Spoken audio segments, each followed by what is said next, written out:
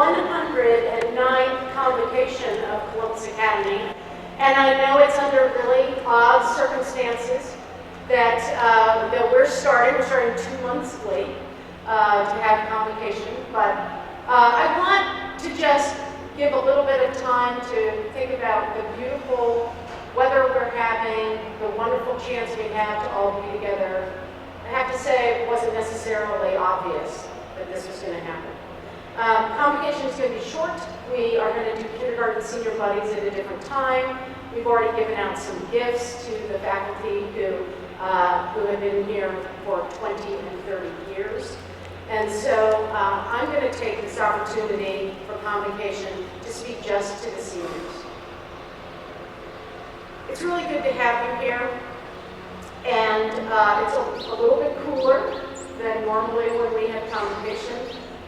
And you know a little bit more about how your fall is going. You know how your classes are.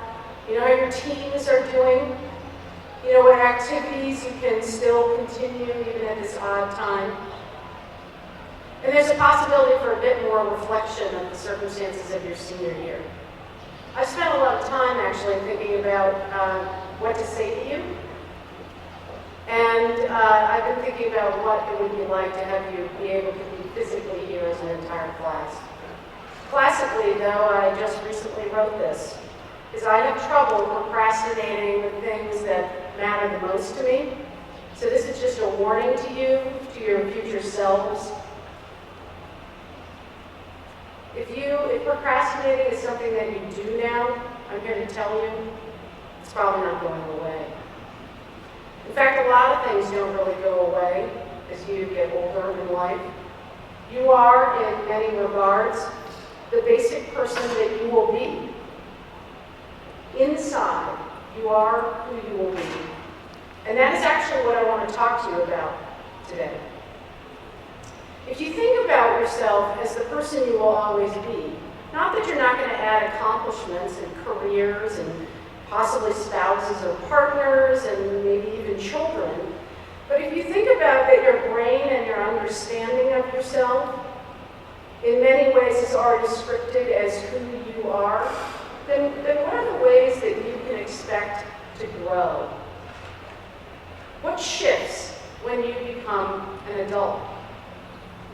I'll tell you that for me, among the things that have changed the most since I was your age are really the questions that I ask myself.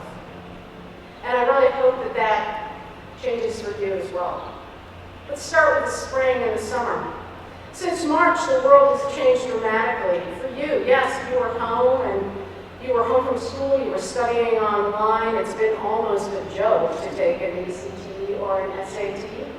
And you couldn't visit colleges, and many people are talking about how they just can't wait till it gets back to normal. But then summer arrived, and suddenly, with the killing of Breonna Taylor and Michael Ramos and George Floyd, the world experienced events that had before been seemingly hidden conditions for Black Americans. The depth of fear in the daily Black lives was laid bare and exposed the dynamics about this country's unfinished business in race and racism. In fact, so much has changed since March. I wonder now, what does it mean to want to go back to normal? And in what ways were things normal before? I kind of wonder if you've thought about this. Let's talk about school for a second.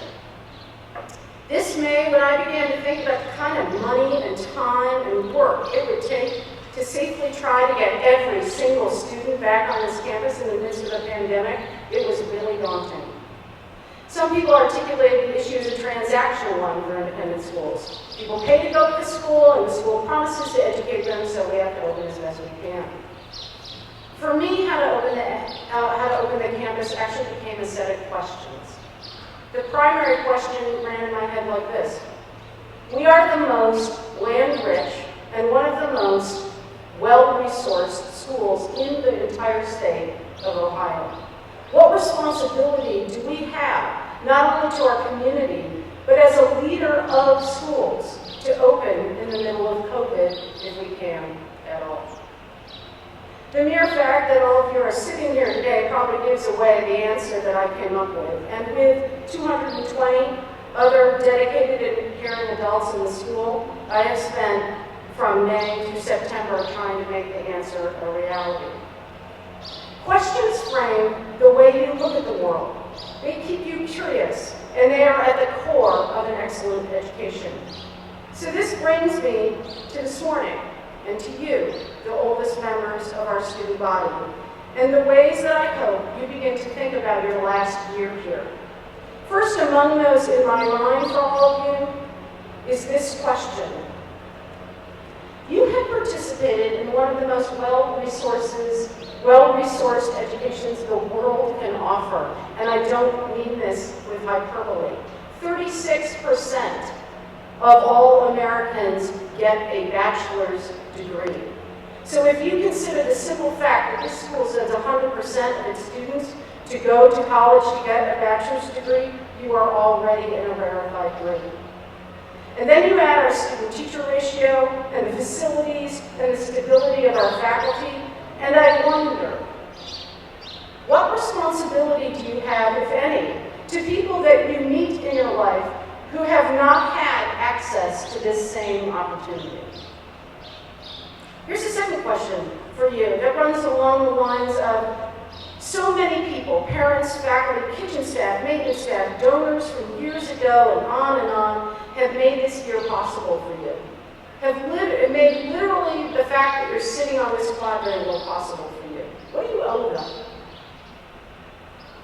And while a thank you card and a smile are nice and actually even important, I mean instead, so much of what we receive that is good in our lives is the result of other people, many of whom we never see or know, coming together to make it possible for us to get where we are.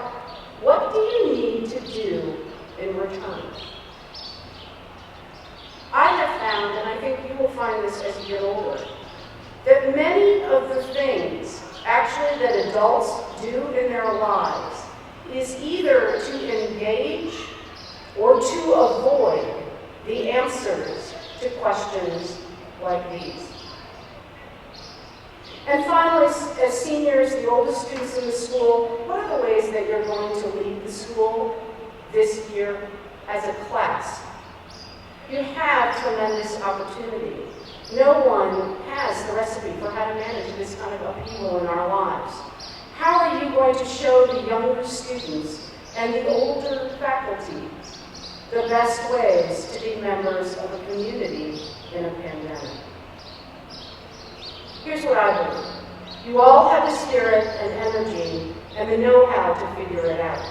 This is a year when you will be both fully part of and begin to outgrow Columbus Academy. I look forward to the questions that you are going to begin to ask yourselves. Let's make this a wonderful year. Thank you.